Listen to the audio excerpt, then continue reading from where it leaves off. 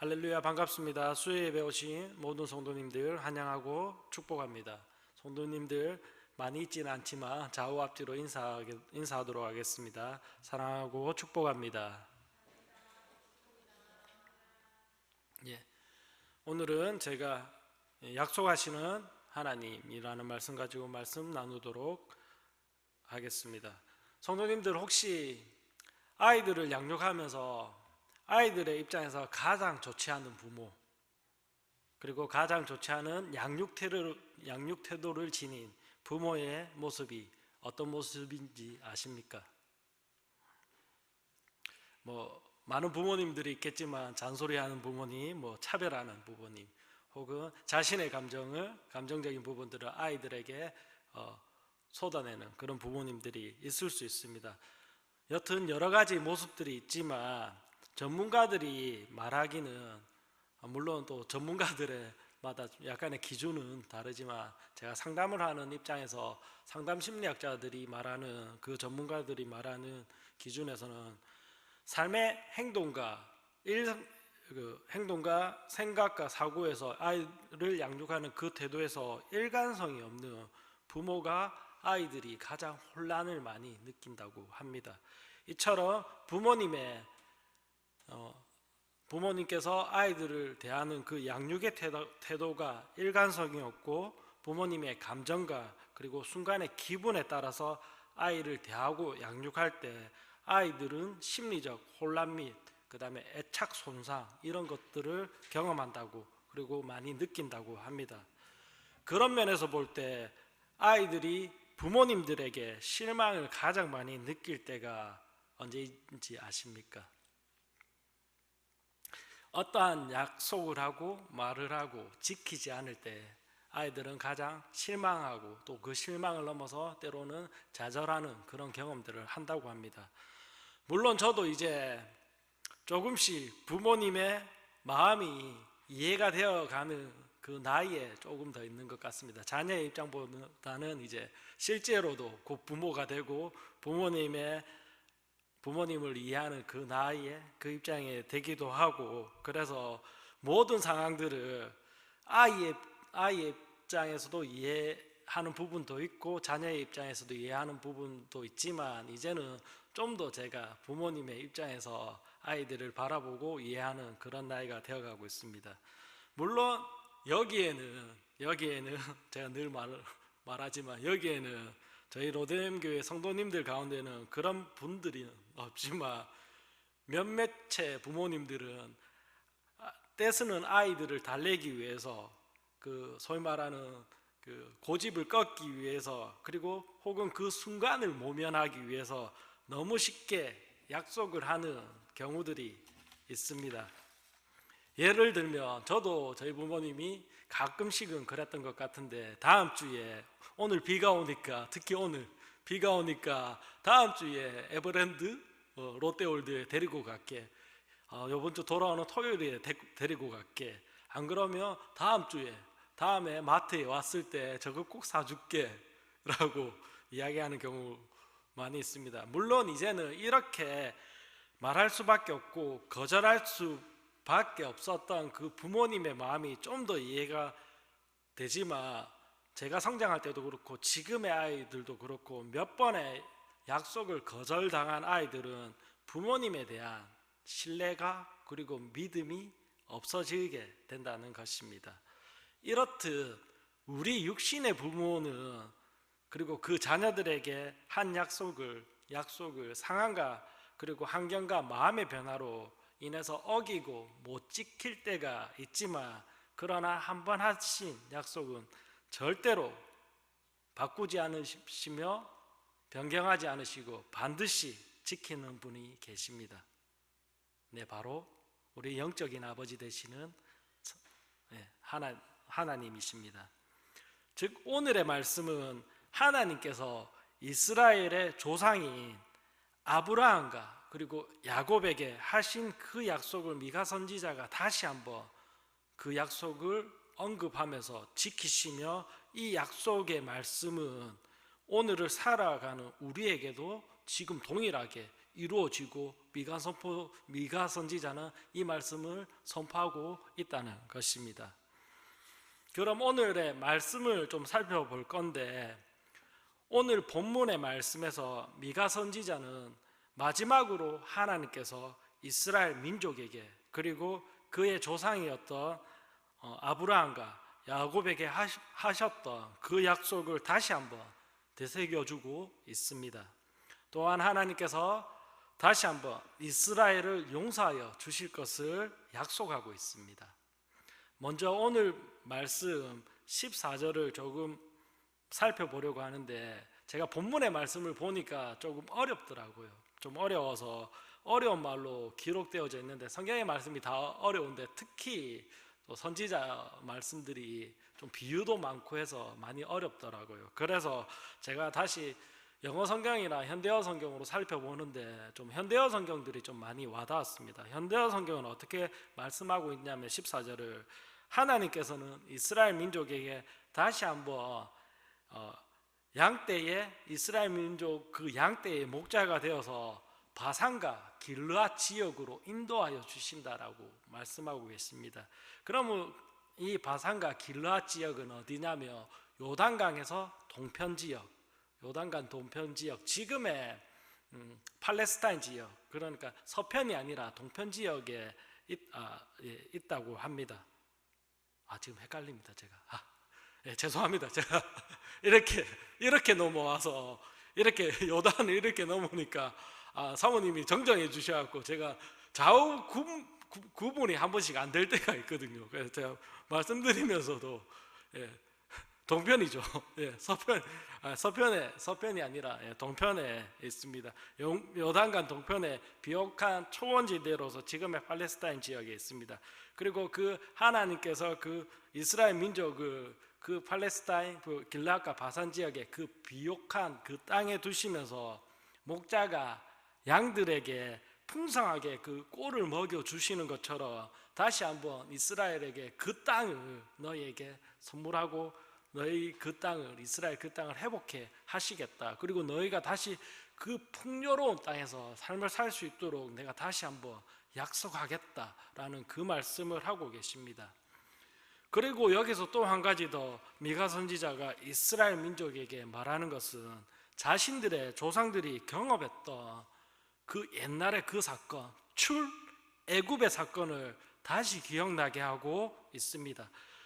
다시 한번 더 살펴보면 오늘 15절 말씀 같이 한번 읽어보도록 하겠습니다. 15절 말씀 같이 한번 또 읽도록 하겠습니다. 시작. 이르시되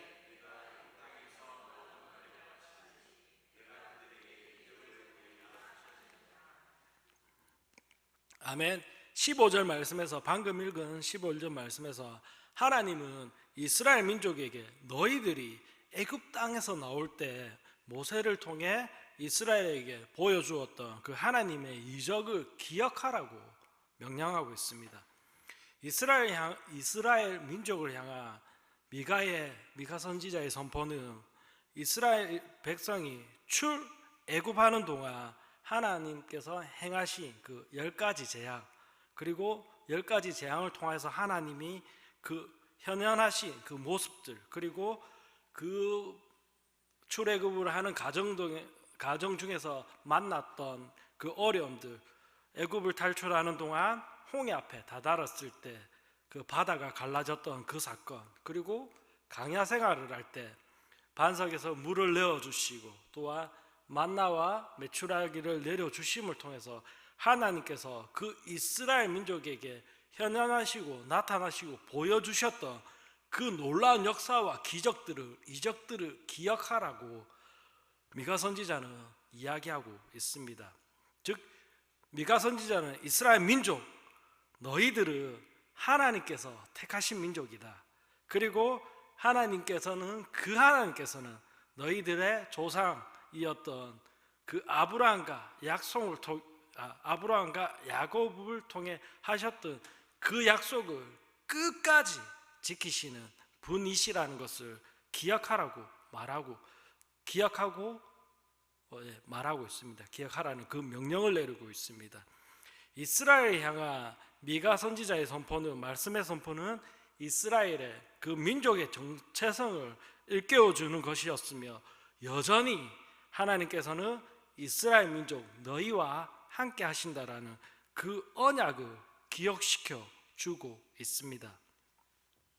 저는 이 말씀을 보면서 저의 삶을 한번 생각해 보게 되었습니다. 오늘 말씀과 같이 저에게도 하나님께서 이스라엘 민족에게 이적을 보여주셨던 것처럼 저에게도 하나님께서 저 개인적으로 하나님의 이적을 보여주신 몇 번의 사건이 있습니다.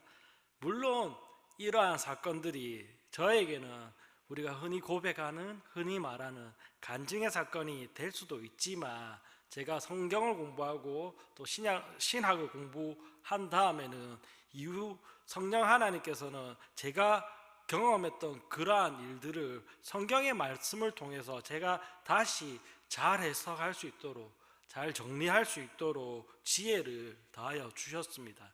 그런 면에서 보면 성도님들의 삶에서도 큰 일이든 작은 일이든 하나님의 이적과 기적들을 한 번쯤은 혹은 한 번 이상씩 지금도 경험하고 또한 경험해 보신 적이 있을 겁니다.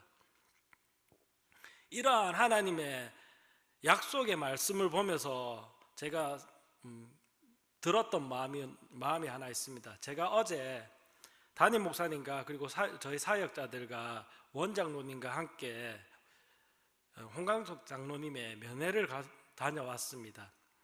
교회와 성도님들이 힘을 합쳐서 기도한, 제가 들었던 마음은 교회와 성도님들이 힘을 합쳐서 기도한 그 시간과 순간순간 가운데 그 어려움과 고비의 시간들이 분명하게 있었지만, 그 기도의 시간 순간마다 하나님의 적절하신 준비와 예비하심들이 장로님의 삶의 그 시간 속에 분명히 있었다라는 것을 장로님의 신앙 고백을 통해서 우리의 기도를, 우리의 마음을 다한 이 간절한 기도를 하나님께서 단 하나라도 땅에 떨어지게 하시지 않는구나 라는 그 마음을 들었습니다.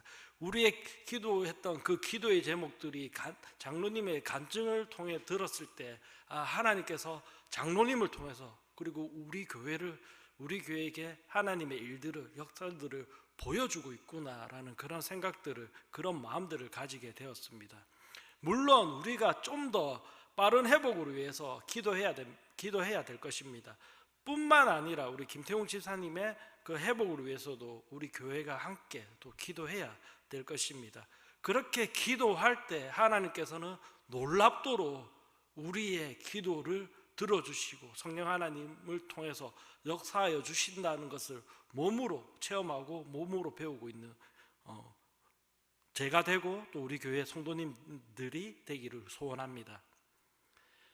그리고 계속적으로 16절과 17절에서 미가 선지자는 이렇게 말하고 있습니다. 어떻게 말하고 있냐면, 미가 선지자는 이스라엘 민족에게 한 가지 더 말씀하고 있는 부분이 있는데, 아무리 세상 나라, 즉 이 당시에 이스라엘 민족을 괴롭히고 점령하려던 그 나라들, 아수르와 바벨론과 같은 그 나라들이 아무리 강하고 힘이 세다 하더라도 하나님께서 한번 일하시게 되면 그들은 요새 숨어있는 뱀과같이 기어서 나와 땅을 기며 여호와 하나님을 두려워할 것이라는 그 말씀을 하고 있습니다. 즉 이스라엘 민족을 힘들게 하고 괴롭혔던, 그리고 점령하였던 그 아수르와 바벨론은 하나님께서 마음 먹고자 하고 그들을 심판하겠다라고 하면 언제든지 단 한순간에 내가 심판할 수 있다라는 그 말씀들을 미가 선지자를 통해 하고 있다라는 것입니다. 저는 또한 이 말씀을 보면서 제가 하요 성경 공부 시간 어제 나눈 말씀이 있습니다. 어떤 말씀이냐면, 저희가 지금 배우고 있는 말씀 가운데 일제 강점기 때 일본의 천황 그리고 만신이었던, 즉 우상을 섬길 것을 강요한 일본의 일제의 정책이 있었습니다. 신사참배라고 다 아시는 그러한 사건들이 있었는데, 그 사건들을 보면서 저는 이런 두 가지 마음이 있었습니다. 어떤 마음이냐면 어쩔 수 없이 신사참배를 하면서 신앙을 타협할 수밖에 없었던 목회자들, 그리고 민족의 지도자들의 모습도 보았고, 또한 반면 또 그런 분들에 의해서 물론 목숨의 위협 앞에서 신앙적으로 타협을 하며 신앙을 유지한 사람들을 통해서도 하나님께서 역사를 이어가는 모습을 볼 수 있었습니다. 왜 이런 말을 하냐면, 다 신사참배에 반대해서 다 순교하셨다며 하나님의 교회가 역사가 끊기잖아요. 그러니까 분명히 하나님께서 그 남은 자들, 그 당시에는 어쩔 수 없이 타협했지만 이후에 교회의 재건과 하나님의 역사를 위해서는 저는 살려두셨다고, 어떠한 형태로든 하나님께서 역사를 이어가셨겠지만 그러한 부분들이 있다라고 저는 보았습니다. 반면 또한 끝까지 신앙을 지키며 신사참배에 반대했던 목사님들도 볼 수가 있었습니다. 그러면서 여러 가지 의견이 분분한 가운데 지금과 같으면 어떻게 하겠냐라는 말씀을 가지고 이렇게 양측이 이렇게 대립하면서 이야기가 진행되었는데, 그런 진행된 과정 가운데서, 모임 가운데서 배움을 통해서 모아진 의견 하나가 있었습니다. 바로 그 당시에 시각으로만 보면, 그 당시의 시점으로만 보면 일제강점기의 그 시기가 끝나지 않을 것처럼 보였지만 신사참배가 1938년도부터 시작되었거든요. 근데 좀 본격적으로 탄압을 시작했던 게 한 40년, 41년, 때에 따라는 지역에 따라서 42년에도 이루어지고 있습니다. 즉 신사참배가 시행되고 거부한 이러한 사건들이 있고 난 뒤 바로 길게는 7년, 짧게는 3, 4년 만에 몇 년 이후에 일본이 망하는 그러한 역사들을 볼 수가 있었습니다. 즉 이 말씀을 보면서 이 당시에, 오늘 성경의 말씀, 이 당시에 이스라엘을 향한, 그 민족을 향한 핍박도 혹시 지금 우리가 경험하고 있는 삶의 어려움과 핍박도 때로는 긴 시간으로 혹은 짧은 시간으로 있을 수는 있겠지만은 하나님께서 한번 일하시며 그 핍박과 어려움들이 한 번에, 그리고 단순간에 해결될 수도 있다라는 그 사실을 반드시 기억해야 된다는 것입니다. 즉 하나님께서 하시고자 하며 한 번에 우리의 문제를 해결할 수도 있다는 것입니다. 그래서 이러한 하나님의 성품에 관해서 미가 선지자는 하나님은 우리를 향한 진노, 그 죄의 진노에 대해서는 오래 품지 않으시고, 인간은 오래 품을 수도 있지만 하나님은 오래 품지 않으시고, 우리 죄를, 연약한 우리를 불쌍히 여겨주시고, 우리 죄를 그 사탄에 묶여있던 그것을 하나님의 발로 밟으시고, 그리고 깊은 바다에 던져버리신다고 우리를 이렇게 위로하고 말씀하고 계십니다. 그리고 18절, 오늘 말씀 18절 이후로 미가 선지자는 다시 한번 하나님의 사랑을 선포하며, 하나님과 같은 분은 없으시며 그의 사랑을 우리에게, 하나님의 사랑을 우리에게 한결같이 보여주신다는 그 사실을 선포하고 있습니다. 또한 마지막으로 이스라엘의 민족의 조상이었던 아브라함과 그리고 이삭, 야곱에게 하신 그 약속의 말씀을 반드시 내가 이루어 주시고 베풀어 주시겠다라는 그 약속의 말씀으로 미가 선지자는 그의 선지자로서 말씀 선포를 마치고 있는 모습을 볼 수가 있습니다. 자, 그러면 미가 선지자는 오늘의 말씀의 내용을 왜 마지막으로, 오늘 7장의 끝에서 마지막으로 이스라엘 민족에게 선포했을까요? 왜 이스라엘 민족에게 그 당시로도 자신들의 이스라엘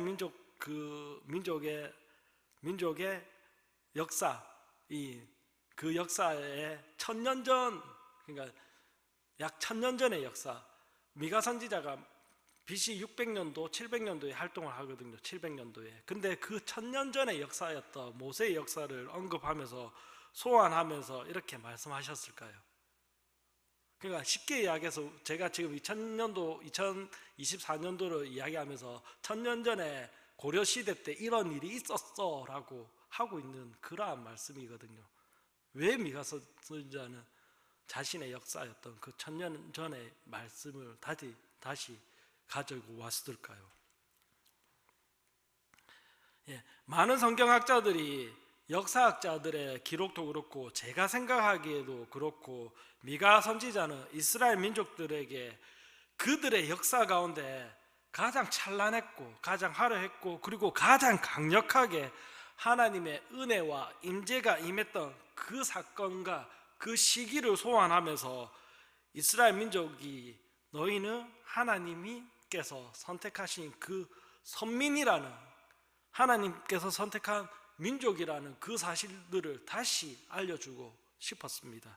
그리고 이스라엘 민족의 죄악과 죄로 씨름하고 있던 그곳에서 다시 출애굽해라, 다시 출애굽하는, 즉 제2의 출애굽의 사건을 너희의 삶 속에서 나는 일어나기를 바란다. 즉 너희의 삶 속에서 다시 출애굽하는 그러한 삶의 역사들을 이제는 너희 스스로가 써나갈 필요가 있다라는 것을 소원했다라는 것입니다. 그런 측면에서 미가 선지자는 하나님을 멀리하고 떠나 있던 이스라엘 민족 그들이 다시 한번 출애굽하여서 그들의 죄악으로부터 벗어나고 탈출하기를 권면하고 있습니다. 이 말씀을 보면서 저도 그렇고 성도님들의 삶에서도 동일하게 이와 같은 제2의 출애굽하는, 우리 죄악으로부터, 죄로부터, 제자리로부터 출애굽하는 역사가 일어나기를 소원합니다. 다시 한번 말하지만 이스라엘의 죄악이 깊어지고 삶의 어두움이 가장 깊어져 갈 때 그들의 죄로부터 전환점을 가져다 준 그 출애굽의 역사가 저와 성도님들 그리고 저희 로덴교회 오늘 이 저녁에 다시 한번 일어나기를 간절히 소원합니다. 성도님들, 저희가 지난 겨울부터 매주 수요일마다 미가 선지자의 말씀을 듣고 있습니다. 그리고 오늘 마지막으로 저를 통해서 또 하나님께서 하시고 계십니다. 오늘 제가 미가서의 마지막 말씀을 전하고 있는데, 그래서 제가 마지막 말씀을, 물론 또 다음에 할 기회가 있겠지만 그 시리즈 중에서는 마지막 말씀을 전하면서 준비하면서 제가 생각난 일화가 하나 있는데, 예전에 제가 성경 공부를 하면서 성경 66권의 제목을 배우고 가르치던 그런 경험들이 있습니다. 아이들에게 마태복음부터 우리가 뭐 노래를 통해서도 가르치고 뭐 창세기부터 해서 쭉 가르치잖아요. 66권의 성경을 가르치고 저도 배우고 그런 시기들이 있었는데, 저도 배우던 시기가 있었습니다. 물론 있었겠죠. 근데 구약 이후 특히 이제 선지서 놓으면 이사야, 예레미야, 에스겔은 좀 그래도 넓고 다니엘은 좀 그래도 이야기가 재밌으니까 까지는 잘 외워지는데, 이후에 선지자들이 소위 말하는 소선지서를 적었던 그 선지자들의 이름이 너무 저도 안 외워지는 거예요. 그리고 그래서 당시 저를 가르치고 있던, 지도하고 있던 목사님이 말씀하시기를, 강우야, 너가 이 다음에 죽고 나서 천국에 가면 그 성경에 유명한 사람들이 막 나와서 너를 맞아줄 건데, 예를 들어서 오늘의 말씀에 미가 선지자나 그리고 또 잘 안 외워졌던 아모스 선지자, 뭐 학개, 뭐 스가랴 이런 분들이 막 나와서 너를 맞이하는데, 너는 만약에 그 선지자를 모른다 하면 얼마나 그 선지자들이 뻘쭘하겠냐. 그래서 그 선지자들이 막 나와서 막 바깥에 악수하고 천국에 온 거 환영한다 하면서 악수하고 인사하는데, 강우야, 너가 만약에 누구세요? 이렇게 하며 그 선지자들 입장에서는 얼마나 그렇겠냐. 왜냐하면 적어도 우리 성경에 나온 선지자들은 엄청난 일들을 하셨잖아요. 그러니까 제가 생각해 보기에도 진짜 그런 거예요. 미가 선지자 정도면 자신이 그래도 그 성경에 유구한 인류의 역사 가운데 몇 안 되는 성경의 이름을, 그리고 자기의 이름으로 된 성경이 있는 그 선지자인데 나를 몰라? 그럼 너무 이상하잖아요. 제가 생각해 봐도. 그렇기 때문에 적어도 그래서 그 이후로는 적어도 제가 이제 소위 말하는 미가 선지자를 비롯해서 뭐 스가랴, 학개, 또 누구 있습니까? 말라기, 스바냐, 나훔, 요나, 또 뭐 하박국, 호세아 뭐 이런 선지자들, 혹시 빠진 선지자들 있으면 죄송한 마음을 가지고 있지만 하여튼 모르면 그렇잖아요. 그런 의미에서 제가 그래도 이 말씀을 준비하면서 천국에 가서도 미가 선지자를 만난다면 그래도 제가 미가 선지자님, 저는 선지자님은 잘 알아요. 그래도 제가 말씀을 많이 연구했어요 라고 이 말씀을 마무리하면서 좀 이렇게 당당하게까지는 아니더라도 그래도 미가 선지자님, 나는 선지자님 알고 있어요 라고 그렇게 말할 수 있지 않을까라는 그 정도의 마음은 들었습니다. 물론 이 말씀을 가지고 오늘의 말씀의 결론을 내리려고 하는 것은 아닙니다. 하나님께서는 미가 선지자를 통해서 이스라엘의 죄악을 질책하시고, 때로는 우리가 7장 동안 보면서 때로는 심판하시며 때로는 그 죄에 대해서 진노하셨다라는 그 사실들을 우리가 지난 몇 개월 동안 볼 수가 있었습니다. 반면에 그런 하나님이지만 그런 진노하고 심판하시는 그 하나님의 속성과 더불어서 때로는 우리 죄를 용서하시고 또한 오래 참으시고 또한 오늘 주신 말씀처럼 다시 한번 너희에게 내가 한 약속을, 그 약속을 너희가 아닌 너희 조상들이었던 아브라함과 야곱에게 하신 그 약속을 내가 반드시 다시 지키겠다라고, 그리고 너희들을 그 죄에서, 그 죄악에서 회복시켜 주시고 건져 주실 것을 다시 한번 약속하고 있습니다. 말씀을 정리하도록 하겠습니다. 그런 측면에서 우리는 여전히 우리의 믿음의 조상이었던 아브라함과 야곱을 통해 하신 그 하나님의 약속이 여전히 유효하다라는 것을 인정해야 됩니다. 그리고 기억해야 됩니다. 그리고 그 약속을 통해서 구약의 그 선지자들의 예언과 말씀을 통해서 이 땅에 오신 예수 그리스도로 인하여서 우리의 삶이 다시 한번 생명을 얻게 되고, 우리의 삶이 다시 그 죄악으로부터, 죄의 자리였던 그 애굽에서부터 다시 한번 출애굽해서 이 땅에서 하나님의 말씀을 가지고 하나님의 백성으로 살아가는 그 영광과 역사를 우리가 지니고 살아가고 있다라는 그 사실을 기억하는 저와 로덴교회 성도님들이 되기를 소원합니다. 또한 우리를 향한 그 하나님과의 그 언약의 말씀, 그 약속을 끝까지 지키며 이 땅에서 살아나갈 때 우리의 삶들이 훨씬 더 풍성해지고 하나님의 귀한 열매들로 맺어지고 풍성하게 맺어가는 우리의 삶들이 된다라는 것을 기억하며 오늘 하루도 우리에게 주어진 그 삶을 살아가는 저와 성도님들 되기를 소원합니다.